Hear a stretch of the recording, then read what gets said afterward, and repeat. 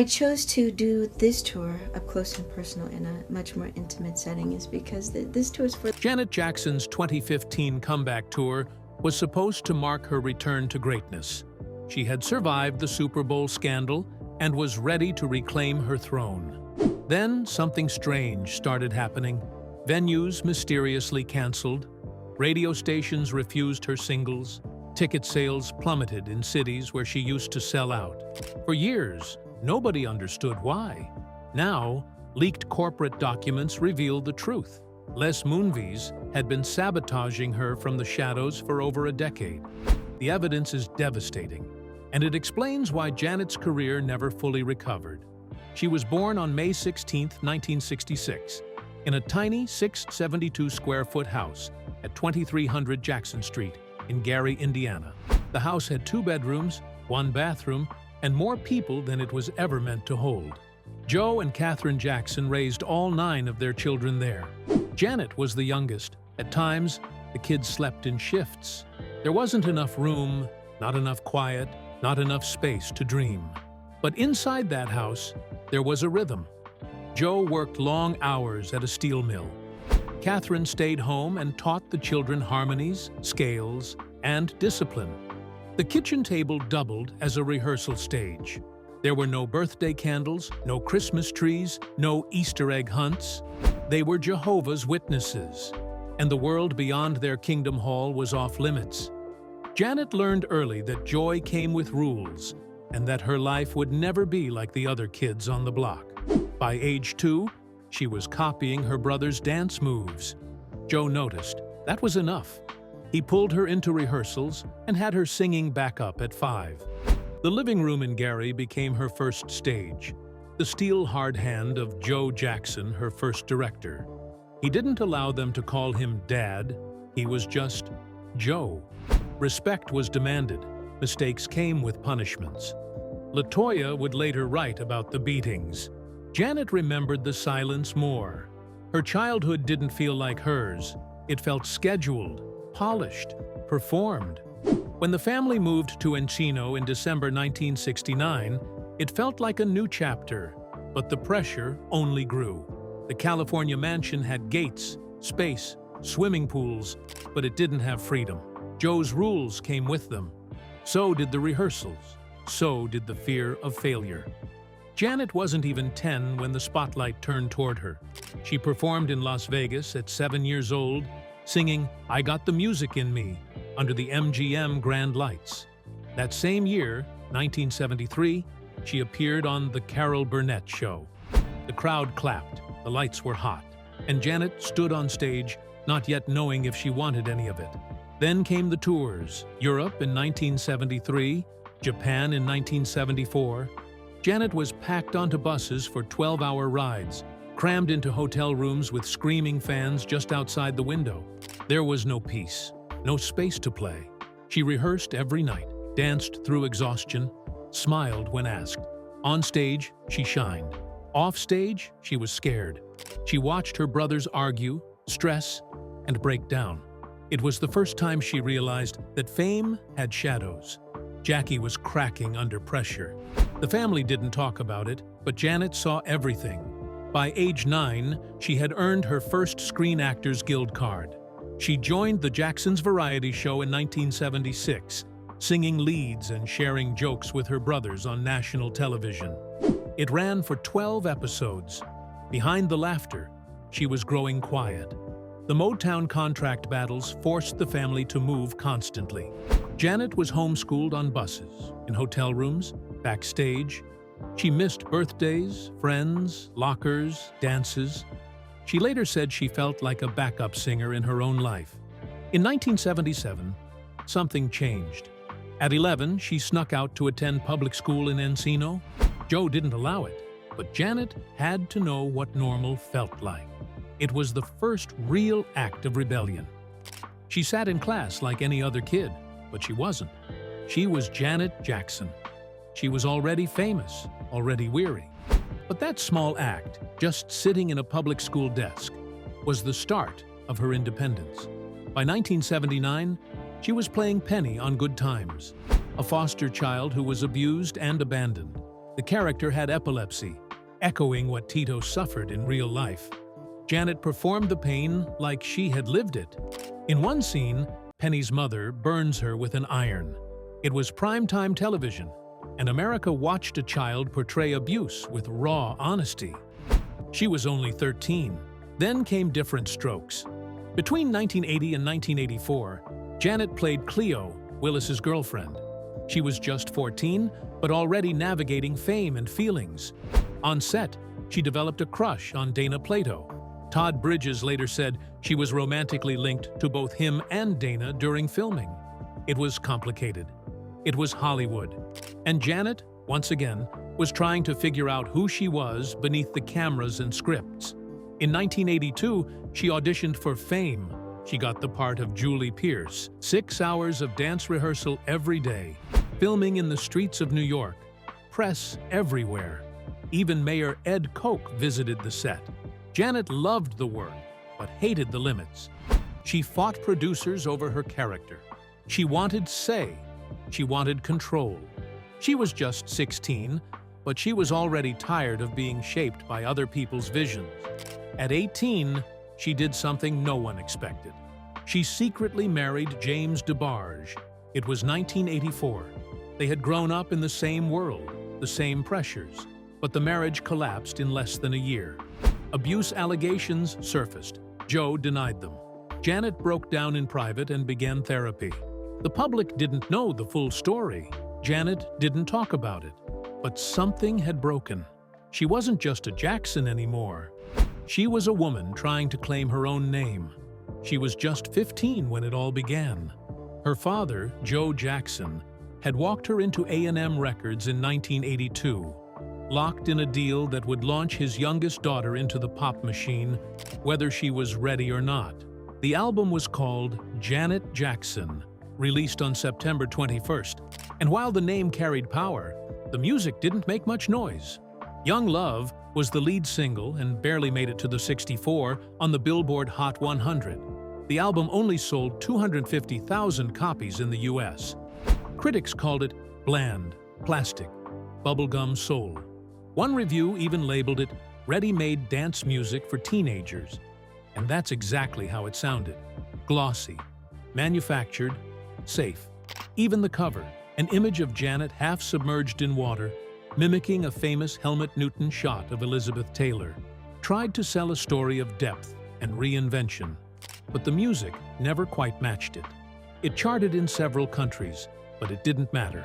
No one was taking her seriously. And worst of all, she wasn't even allowed to try. 2 years later, in September 1984, she tried again. Dream Street landed with more punch, thanks to one track in particular. Don't Stand Another Chance, co-written by Michael Jackson, climbed to number 7 on the R&B charts. Marlon Jackson produced most of the album, and Michael added some of his signature ad-libs to the background. But while the names were big, the creative leash was still tight. Joe Jackson controlled every decision. He wanted her sweet, harmless, polished. The kind of artist you could market to families without a single raised eyebrow. Janet, though, was already choking in that space. The album peaked at number 19 on the R&B chart and number 147 on the Billboard 200. The critics shrugged it off again. Once more, the numbers said enough. She wasn't breaking out. She was boxed in, and the box had her father's fingerprints all over it. That year, something snapped. She was 18 and tired. Tired of smiling in photo shoots while someone else chose the clothes. Tired of singing lyrics she didn't believe. Tired of interviews where every answer was rehearsed. She fired her father. In the middle of 1984, after a sharp argument that turned into something permanent, she cut him loose. And by the summer of 1985, she left Los Angeles altogether. She flew to Minneapolis, where Jimmy Jam and Terry Lewis were waiting. Two producers freshly kicked out of Prince's band, hungry for a sound that didn't belong to anyone else. They holed up in a studio on 43rd and Nicolette and got to work. Janet brought notebooks of feelings she'd never said out loud. 6 weeks later, they had 9 songs. The album would be called Control. She turned down a $1 million acting offer to stay focused on the music. Her siblings Michael and LaToya supported her behind the scenes. But inside the Jackson home, the air was thick with jealousy and silence. That same year, while recording Control, Janet made two decisions that would quietly shape her path. She had married R&B singer James DeBarge in September 1984, but it was falling apart fast. He'd disappear for days, high and unreachable. The marriage ended in annulment just 14 months later. The grief poured into her music. She also turned down a role on The Cosby Show in 1985. At the time, the show was the biggest hit on TV. Everyone thought she was crazy, but she didn't want to play someone else's version of perfect. She wanted to write her own. Those two personal moments, walking away from a toxic marriage and saying no to a guaranteed spotlight, gave her something else, a clear voice, a raw edge. And by the time Control dropped, she was ready to use both. The album came out on February 4th, 1986. It hit like a tidal wave. The lead single, What Have You Done For Me Lately, reached number 4 on the Hot 100 and dominated the Hot Black Singles chart. The sound, funky, sharp, mechanical, was nothing like her earlier records.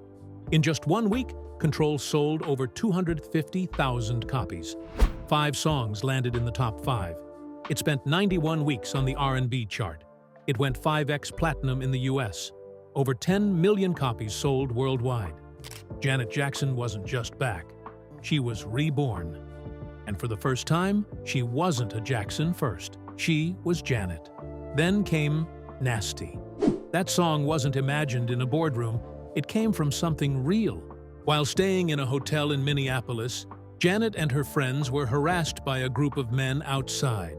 Loud, cruel, relentless. It didn't stop. Instead of shrinking, she got angry. She wrote Nasty to fight back. The beat was aggressive. The lyrics even more so. No, my first name ain't Baby, it's Janet. Miss Jackson if you're nasty. The song reached number 3 on the Hot 100. The music video, with military choreography and Janet's steely glare, shattered whatever was left of her innocent image. She became an icon of defiance. The message wasn't just for her harassers, it was for every woman who'd ever been interrupted, belittled, or followed home. Her next hit, When I Think of You, climbed even higher. It became her first number 1 on the Hot 100 in October 1986. The music video was a dream. 200 dancers, golden lighting, extravagant sets. Paula Abdul choreographed it. Julian Temple directed. But behind the camera, the pressure was growing.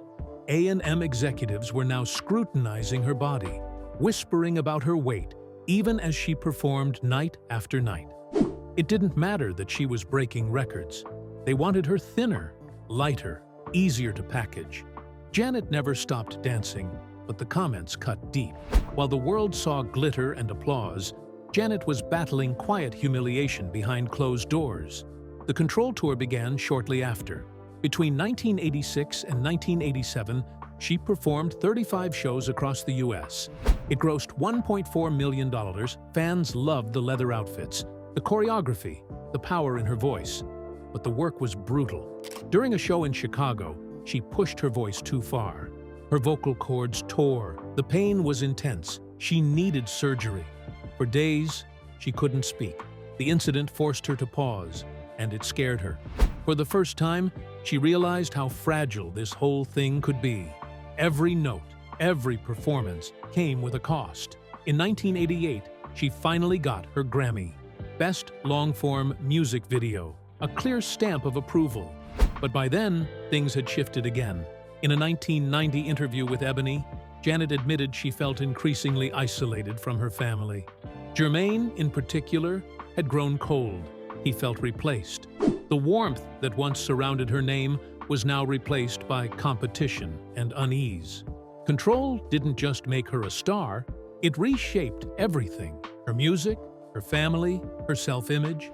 She released it on September 19, 1989, and within days, Rhythm Nation 1814 wasn't just a pop album anymore, it was a mission.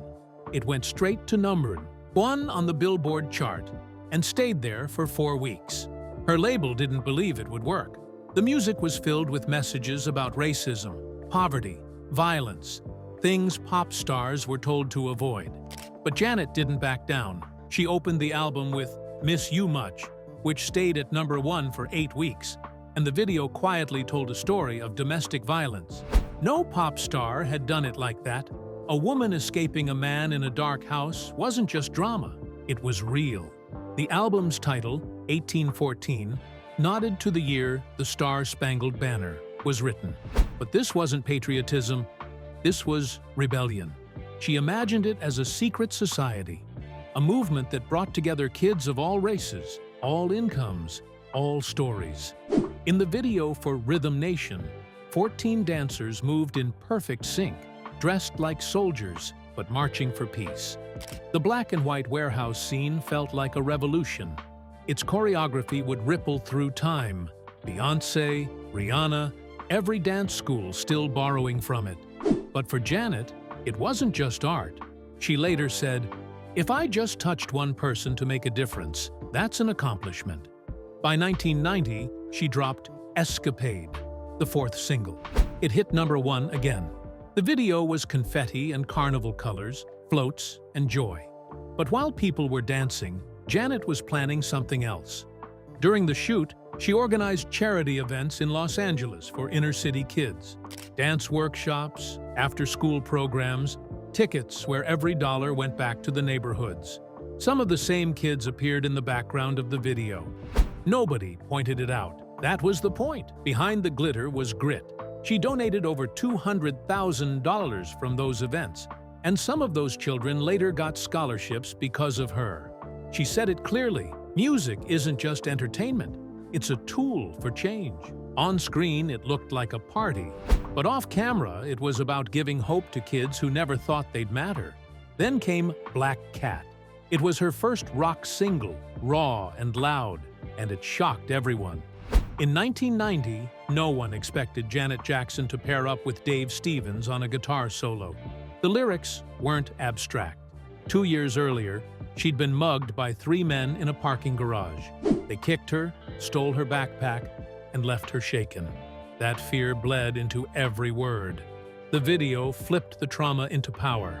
She was a superhero now, chasing down gangsters with a Black Panther by her side. The song hit #1. She became the first woman to have a rock #1 in the 1990s. It won MTV's Best Female Video. Some critics hated it. They called it violent. She called it honest. She said, "If you think you're a cat, you better not run away." That line stayed with a lot of people. It didn't glamorize crime. It warned against pretending you're tougher than the streets. Her 1990 world tour took everything to a new level. It earned $32 million in just 9 months. It was her debut tour. No one had seen anything like it. She and her dancers performed 131 shows across the US, Canada, Europe, and Japan. Tokyo went wild. Tickets for the Tokyo Dome sold out in 7 minutes. But the pressure broke her. One night in Tokyo, she collapsed on stage from exhaustion. Medics rushed backstage. She got IV fluids and still came back out to finish the show. The crowd cheered, but behind the curtain, it was clear something was wrong. The fame came fast. The work came harder. People only saw the smile. They missed what it cost. She kept going, because stopping meant letting the movement slip away. But success didn't protect her from racism. After the tour, she faced ugly questions in Europe. Some promoters compared her to Michael Jackson, asking her to perform more like him. She was stunned. "I'm not Michael, I'm me," she said. "I have my own message." In a 1991 Jet interview, she didn't hold back. She called out concert bookers for treating her like a token act. She wanted more diversity, more space for Black artists to be seen as equals. She reminded everyone, it's 1989, and we're still being divided by skin color. Rhythm Nation wasn't just lyrics, it was a mirror, and it forced the music industry to look. Then came the album that changed everything. On May 18, 1993, she released Janet. It debuted at #1. First week sales, 350,000 copies. No female artist had done that before. By the end of the year, it sold over 7 million in the US and 14 million worldwide. The lead single, That's the Way Love Goes, sat at #1 for 8 straight weeks. She didn't just change her sound, she changed the way people saw her. Jazz, sensual R&B, mature lyrics. She wasn't just Michael's sister anymore. She was a pop force on her own. Her image shifted, her voice got deeper, her music grew intimate. She broke every rule and still ruled the charts. Then came If. The video sparked chaos. Released in 1993, it showed a future fantasy with Janet soaked in a wet shirt during a basketball game scene. MTV panicked. Censored versions aired by day. The real cut only came out late at night. Some networks banned it completely, but the fans didn't blink. If climbed to #4 anyway. The criticism split audiences. Some called it inappropriate. Others saw it as groundbreaking. It wasn't just sexual, it was ownership. A black woman deciding how she wanted to be seen. That hadn't been done this openly before. She didn't ask for permission. She didn't need it. There was more under the surface.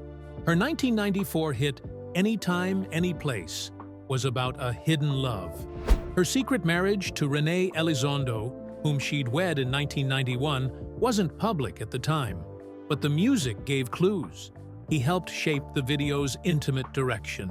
She looked vulnerable and strong, sensual but in control. 2 versions of the video, one acoustic, one full R&B, let fans see different sides of her. The single hit, #2. The visuals became a blueprint for future artists exploring sexuality. Later, she said the relationship shaped her music. It gave her room to open up, to take risks, to stop hiding. But while the music soared, the real world hit hard. The Janet album brought tabloid pressure like never before. They called her weight bloated. Headlines mocked her body. She cracked. She entered therapy for eating disorders. She admitted she couldn't handle the criticism alone. Being a sex symbol meant being perfect, and being perfect meant never changing. Elizondo, now her husband, reportedly had strict opinions about her image. The pressure squeezed tight, but she didn't lie about it. She told the truth. She became one of the first major stars to openly talk about body image, shame, and the therapy that saved her. She showed fans they weren't alone. She had spent years smiling through exhaustion, standing in lights that never went out. By 1996, those lights started to burn her from the inside. Janet Jackson's marriage to Renee Elizondo was collapsing quietly behind closed doors, and her mind began sinking into a fog she couldn't shake. She told friends she couldn't get out of bed. Court papers filed in 2001 later revealed she had thoughts of ending her life. The sadness was deep, born from old wounds that fame never healed. Childhood trauma, body dysmorphia, a lifetime of trying to live up to a perfect image. Her therapy sessions with Dr. Lonnie Alley became her lifeline. There she learned to face what she had hidden. And from that pain, she built The Velvet Rope, an album that felt like opening a diary and letting the world read it. It was her way of saying she was still here. The tour that followed was huge. 30 tons of equipment moved from city to city. Stages glowed with LED walls, choreography was tight enough to cut glass, and tickets pulled in over $30 million. Before each show, Tibetan monks blessed the stage to ward off bad energy. But even those blessings couldn't stop what was brewing backstage. In Munich, halfway through the European leg, Janet suddenly fired a chunk of her crew. Rumors said her sound team was sabotaged, equipment tampered with. Others whispered it was jealousy between promoters. Whatever it was, she wasn't taking chances. Critics called the shows the pop version of a summer blockbuster. But inside the tour, tension was constant. Janet refused to let anything touch her vision. When Together Again came out in 1997, it sounded like pure joy, but it was really a song born of loss. She had written it for friends who had died of AIDS, especially her close friend, Dookie Stick. The rainbow-colored video felt like a celebration of life, yet beneath the rhythm was grief. The track topped the Billboard Hot 100 for 2 weeks, and letters poured in from fans who had lost someone. She read every one. Few knew that, at the same time, she was watching her brother Michael spiral deeper into addiction, holding that pain in silence. Even the club remix carried a slower ache. Inside the CD booklet was a small red AIDS ribbon, her quiet promise that she would not let the world forget. The album also stirred up something more personal. Songs like Free Zone spoke openly about sexual identity, defying everything she had been taught growing up as a Jehovah's Witness. By 1998, elders were confronting her for promoting bisexuality and worldly values. Family members pleaded with her to step back, but she refused to apologize. She had already spent too much of her life being told what to feel. The tension broke her link to the faith. Singapore banned the record for explicit content, but across America, it became a landmark for self-expression and inclusion. All of this had come through therapy. Dr. Lonnie Alley helped her unlearn the self-hatred that had driven her since childhood. In those sessions, Janet finally admitted the depth of her eating disorders, how bulimia and starvation had once been her way of control. The interludes on the velvet rope, like Memory, were not filler. They were pieces of those sessions turned into sound. It was therapy recorded, art as survival. Then came 2004. The world remembers 9/16 of a second. The moment Justin Timberlake tore off part of her costume during the Super Bowl Sexheat halftime show. 140 million people saw it live. The FCC fined CBS $550,000, the largest fine for a single broadcast at the time. America turned on her overnight. Justin got a pass. Janet became the villain. Networks replayed the clip until it blurred into legend, calling it a wardrobe malfunction. But the damage was real. Her music was pulled, her name mocked, her career suddenly radioactive. Les Moonves, the powerful CEO of CBS, made sure of it. He believed she had done it on purpose, that she had humiliated his network. He demanded a personal apology. When she refused, he quietly blacklisted her across Viacom-owned stations, MTV, VH1, even radio networks. Her 2004 album Damita Jo still debuted at number 2, but sold under 1 million copies. A steep drop for someone who used to move millions in days. Her single, All Night, Don't Stop, was banned from playlists. The punishment was swift, personal, and relentless. Years later, in 2011, she released a memoir through Simon & Schuster, a CBS imprint, and Moonves reportedly exploded, asking how she had slipped through. Even then, he wanted her silenced. The 2021 documentary, Malfunction. The dressing down of Janet Jackson revealed just how far his anger went. Emails, orders, whispered threats. When he was finally fired in 2018 for sexual misconduct, the industry began to understand the damage he had done. Janet had lost her partnerships with Disney and Virgin Records. What had begun as a half-second accident had turned into a decade-long exile, but she was never one to stay gone. On October 2, 2015, she released Unbreakable, her first album in 7 years, and the first on her own label, Rhythm Nation, in partnership with BMG. It debuted at number 1 on the Billboard 200, making her only the 3rd artist ever to have a number 1 album in 4 consecutive decades. The lead single, No Sleep, with J. Cole, spent 12 weeks at number 1 on the adult R&B chart. Beneath the smooth beats, the songs carried weight. Grief over Michael's death in 2009, and gratitude for the pregnancy she announced 2 years later in 2017. Critics said it was her most human work, a sound of survival. Her Unbreakable World Tour followed, planned for 93 shows. It grossed about $50 million, but ran into trouble when she postponed performances because of her pregnancy. European fans in Munich and Liverpool sued Live Nation and Vivid Seats, accusing them of misleading refund policies and constant rescheduling.